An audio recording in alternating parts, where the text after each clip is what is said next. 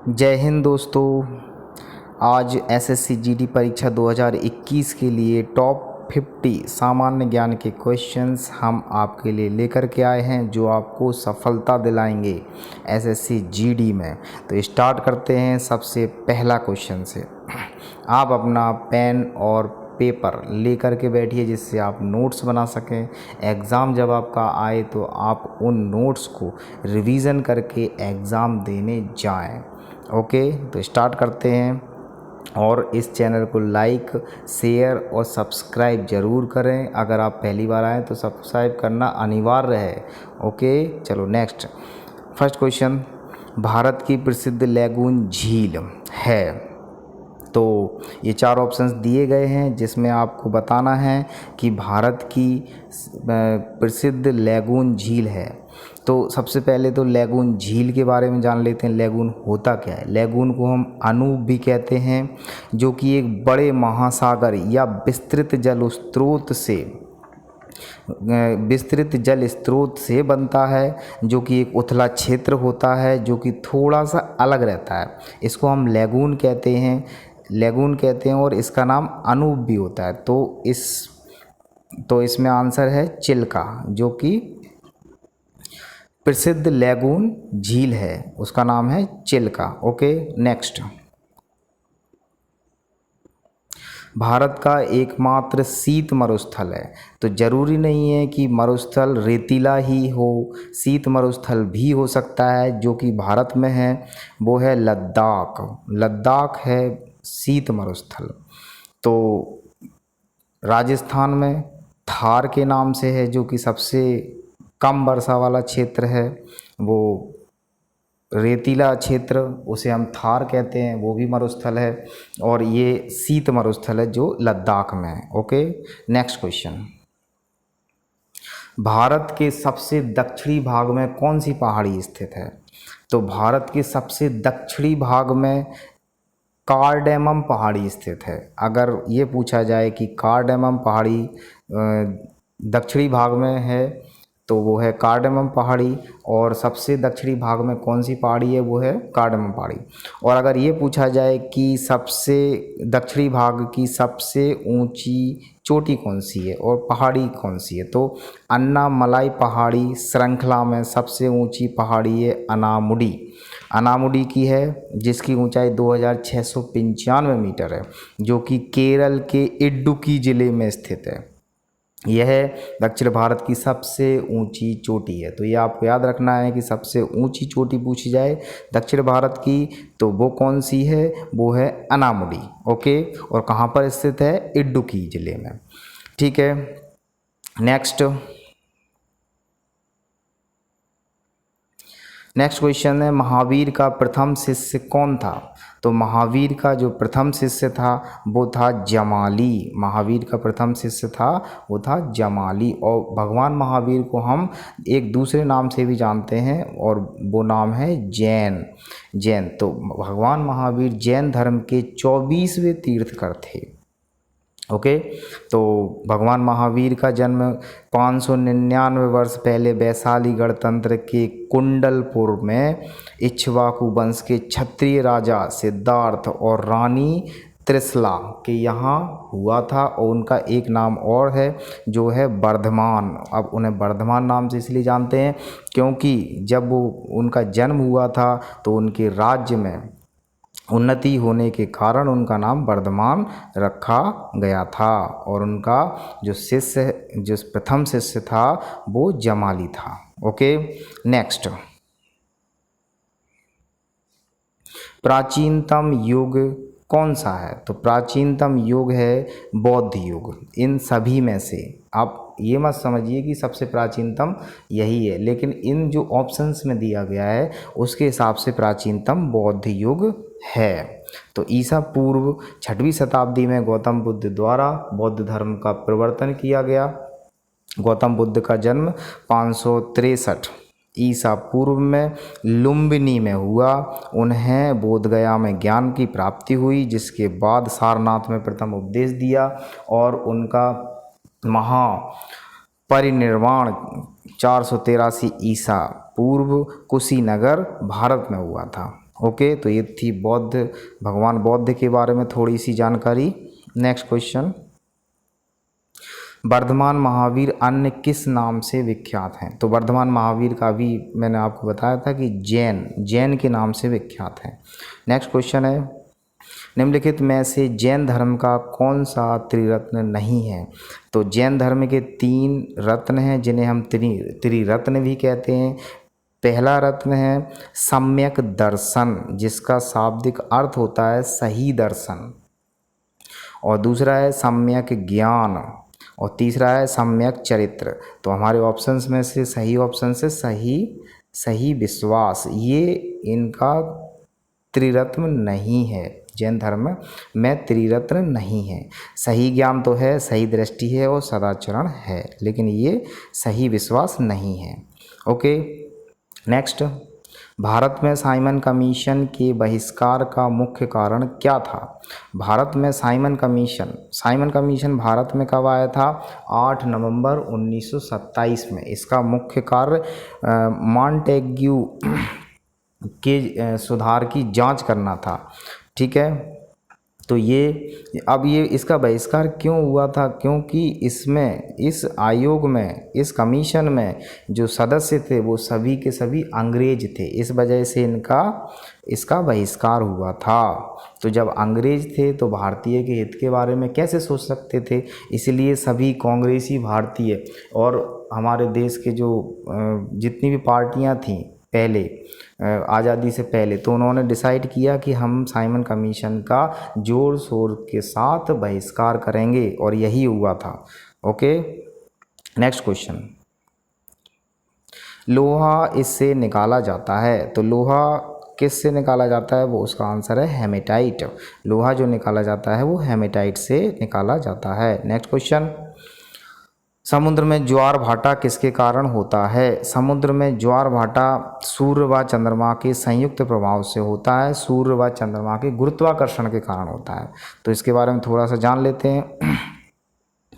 सागरीय जल के ऊपर उठकर आगे बढ़ने को ज्वार, ये इस तरह ये वाला, ये जो है वो ज्वार कहलाता है, इसको हम टाइड कहते हैं। तथा सागरीय जल के नीचे गिरकर पीछे लौटने को हम भाटा कहते हैं।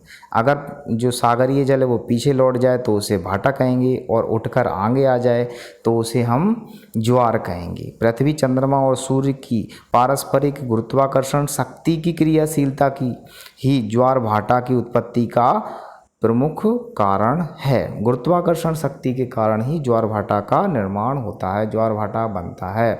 ठीक है, तो ये तो था ज्वार भाटा के बारे में।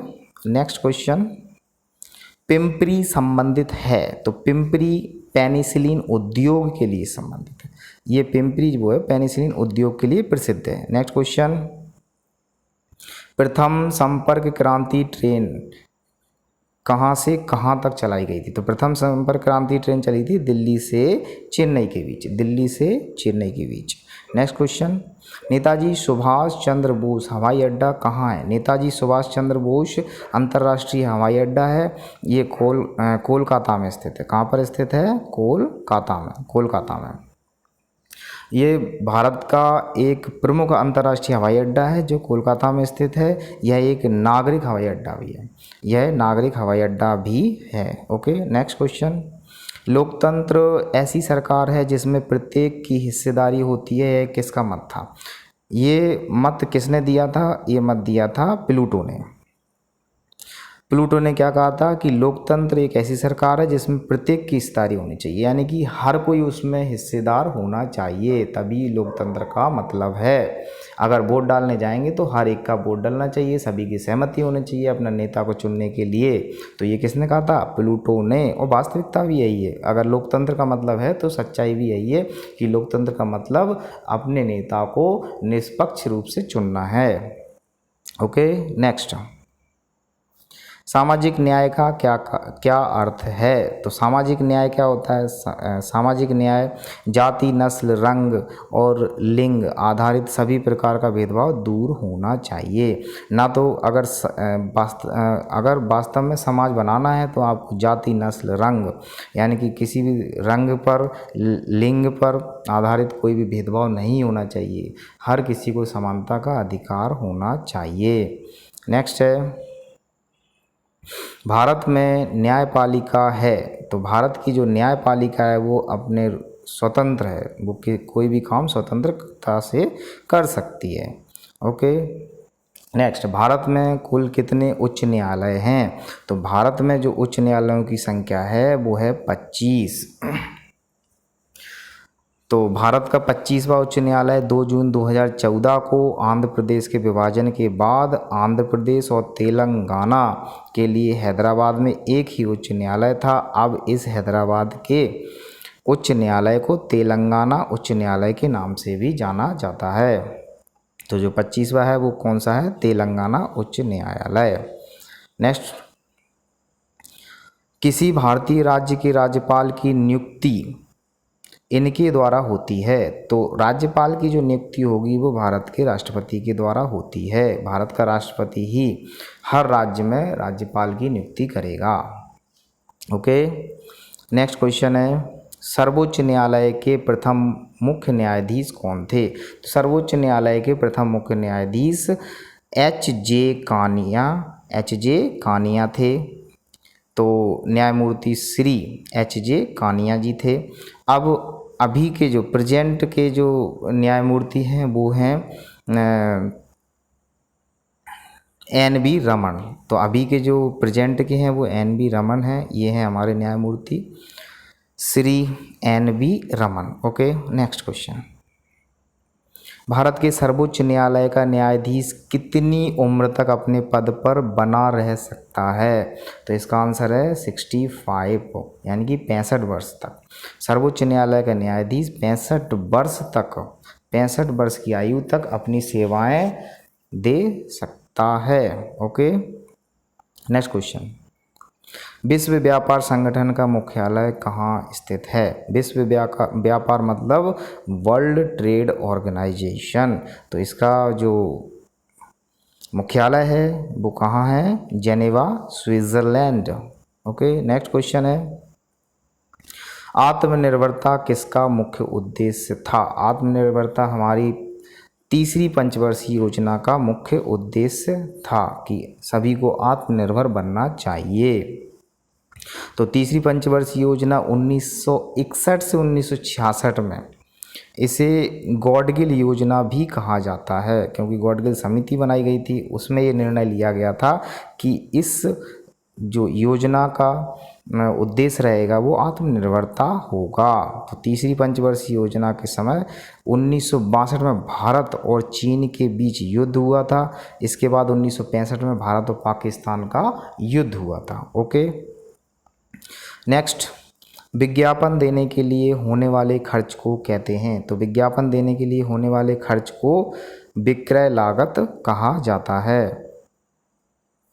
नेक्स्ट, कीमत प्रक्रिया इसकी एक विशेषता है। तो कीमत प्रक्रिया सामाजिक अर्थव्यवस्था की एक विशेषता होती है। भांगड़ा कहाँ का नृत्य है? तो भांगड़ा, ये तो सभी को मालूम है कि भांगड़ा पंजाब का नृत्य है। भांगड़ा कहाँ का नृत्य है? पंजाब का।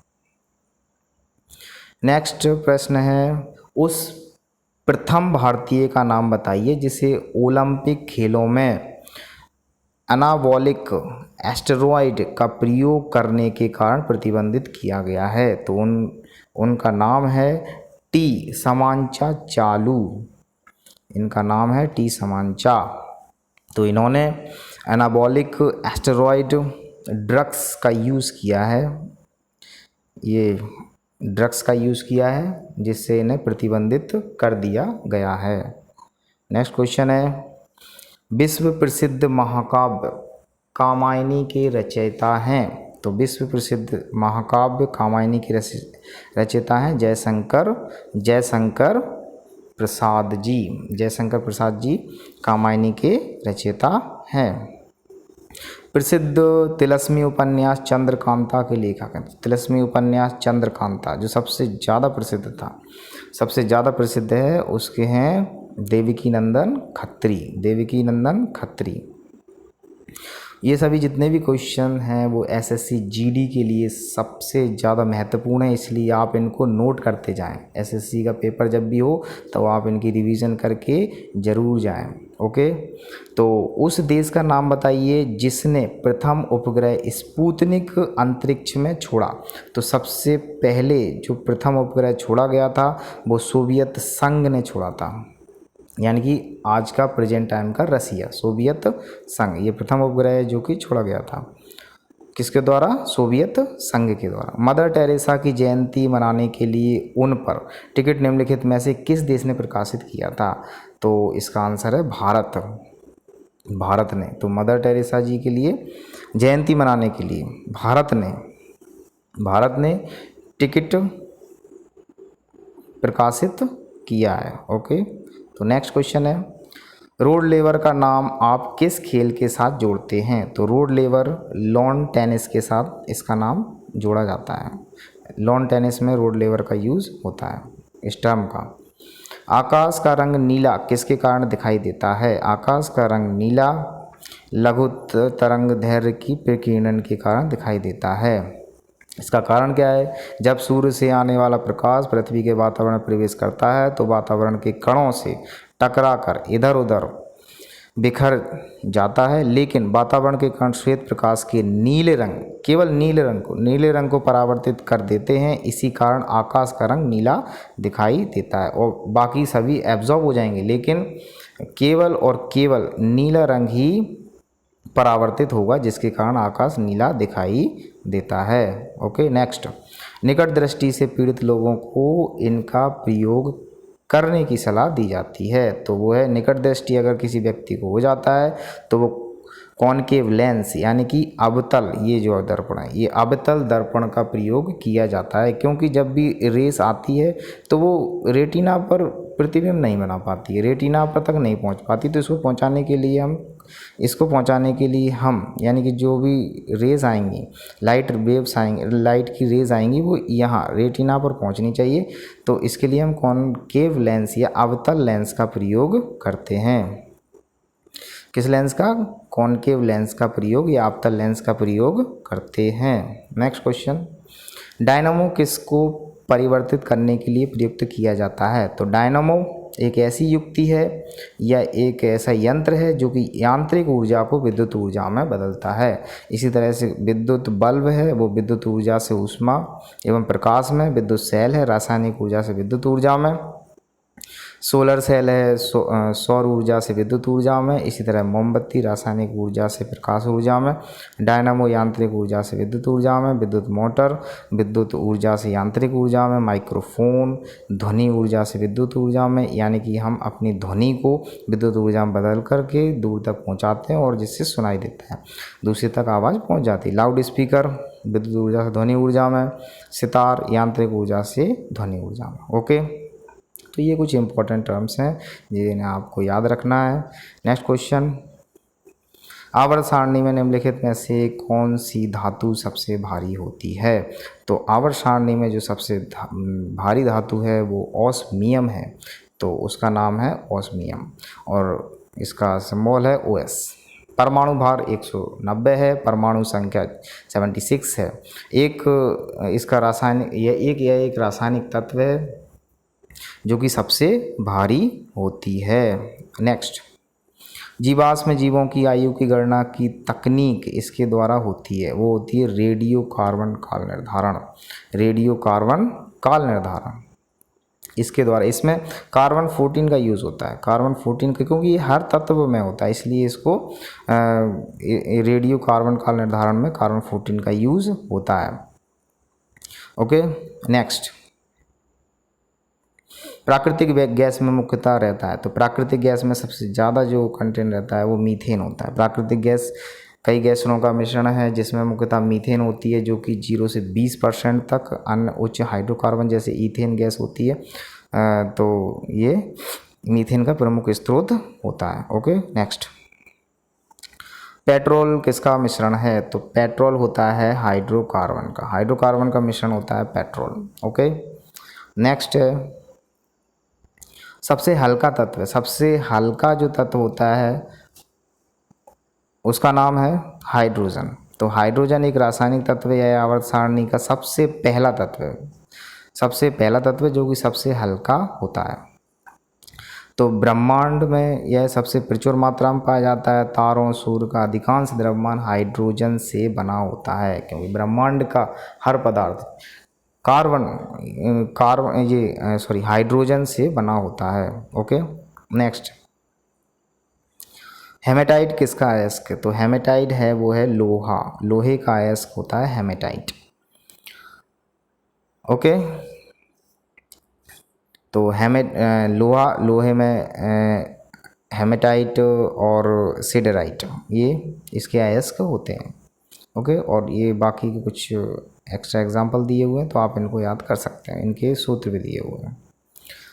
नेक्स्ट क्वेश्चन है कोलेस्ट्रॉल किस में नहीं होता? तो कोलेस्ट्रॉल जो नहीं होता है वो ग्राउंड नट ऑयल में नहीं होता है। तो कोलेस्ट्रॉल पित्र सांद्रव मोम जैसा एक पदार्थ होता है जो यकृत से उत्पन्न होता है। यह सभी पशुओं और मनुष्यों के कोशिका झिल्ली समेत शरीर के हर भाग में पाया जाता है। तो उसे हम कोलेस्ट्रॉल कहते हैं, जो कि ग्राउंड नट ऑयल में नहीं होता है। तो अगर कोलेस्ट्रॉल से आप बचना चाहते हैं तो आप ग्राउंड नट ऑयल का सेवन कर सकते हैं। नेक्स्ट, निम्नलिखित में से क्या स्वतः पोषित है? तो शैवाल जो होता है वो स्वतः पोषित होता है, स्वतः पोषित, जो कि किसी पर डिपेंड नहीं होता है, अपना पोषण स्वयं करता है, इसको हम शैवाल कहते हैं। शैवाल जो होता है वो स्वतः पोषित होता है। नेक्स्ट है किरचॉफ का द्वितीय नियम है। तो किरचॉफ का द्वितीय नियम ऊर्जा संरक्षण का सिद्धांत पर आधारित है। किरचॉफ का जो द्वितीय नियम है वो ऊर्जा संरक्षण के सिद्धांत पर आधारित है। नेक्स्ट क्वेश्चन है हीमोफीलिया रोग से ग्रसित व्यक्ति में, जब किसी व्यक्ति को हीमोफीलिया नामक रोग होता है, हीमोफीलिया से रिलेटेड कोई रोग होता है, तो उसके खून का बहाव बंद नहीं होता है। उसके खून का बहाव बंद करने वाला फैक्टर उसके शरीर में उसकी कमी होती है। तो हीमोफीलिया जो है वो अनुवांशिक रोग होता है जिसमें शरीर के बाहर बहता हुआ रक्त जमता नहीं है। इसके कारण चोट या दुर्घटना में यह जानलेवा साबित होती है, क्योंकि रक्त का बहना जल्द ही बंद नहीं होता है। विशेषज्ञों के अनुसार इस रोग का कारण एक रक्त प्रोटीन की कमी होता है, जिसे क्लॉटिंग फैक्टर कहा जाता है। तो जो क्लॉटिंग फैक्टर है उसकी कमी होती है, जिसके कारण शरीर में से खून निकलने वो जमता नहीं है। ठीक है, नेक्स्ट क्वेश्चन है एंजाइम की गतिविधि किसकी परिवर्तन से नियंत्रित हो सकती है? तो वो नियंत्रित कर सकते हैं पीएच के परिवर्तन से। नेक्स्ट क्वेश्चन है हीमोग्लोबिन में यह धातु समाविष्ट होती है। हीमोग्लोबिन में लोहा धातु समाविष्ट होती है हीमोग्लोबिन में। नेक्स्ट, चार्ल्स बेबेज द्वारा निर्मित एनालिटिक इंजन है वो मैकेनिकल इंजन है। चार्ल्स बेबेज ने जो इंजन एनालिटिक इंजन है उनका वो है मैकेनिकल इंजन। नेक्स्ट है चौथी पीढ़ी के कंप्यूटरों का मुख्य उपकरण क्या है? तो चौथी पीढ़ी के कंप्यूटरों का मुख्य उपकरण है माइक्रो प्रोसेसर आने के बाद ही तो सबसे ज़्यादा कंप्यूटरों की स्पीड बढ़ी, उनका आकार सही हुआ, छोटा हुआ। तो माइक्रो प्रोसेसर इम्पोर्टेंट है, इम्पोर्टेंट उपकरण है चौथी पीढ़ी के लिए। नेक्स्ट है MS वर्ल्ड का उदाहरण है। तो MS वर्ल्ड जो होता है वो एप्लीकेशन सॉफ्टवेयर माना जाता है, एप्लीकेशन सॉफ्टवेयर होता है। तो MS वर्ल्ड एप्लीकेशन सॉफ्टवेयर का उदाहरण है। नेक्स्ट है मानव और कंप्यूटर के मध्य परस्पर संपर्क स्थापित करता है। तो मानव और कंप्यूटर के मध्य वो है सॉफ्टवेयर। मानव और कंप्यूटर के मध्य सॉफ्टवेयर, हम किसी सॉफ्टवेयर की मदद से ही तो गाने सुनेंगे या टीवी पर शो देखेंगे, ये तो ये कंप्यूटर और मानव के बीच संपर्क स्थापित करता है, वो है सॉफ्टवेयर। नेक्स्ट, तो ये था आज के लिए 50 क्वेश्चंस JSR एकेडमी की टीम की तरफ से सभी SSC GD प्रतियोगियों के लिए। तो SSC GD के प्रतियोगों के लिए इस इम्पोर्टेंट क्वेश्चन है जो कि आपको करके जाना है। JSR एकेडमी सभी को ऑल द बेस्ट। और अपने नेक्स्ट एग्ज़ाम के लिए सभी स्टूडेंट से अनुरोध है, सभी विद्यार्थियों से अनुरोध है कि वो अपने इस JSR एकेडमी के चैनल को शेयर, सब्सक्राइब और लाइक ज़रूर करें। Okay, thank you all.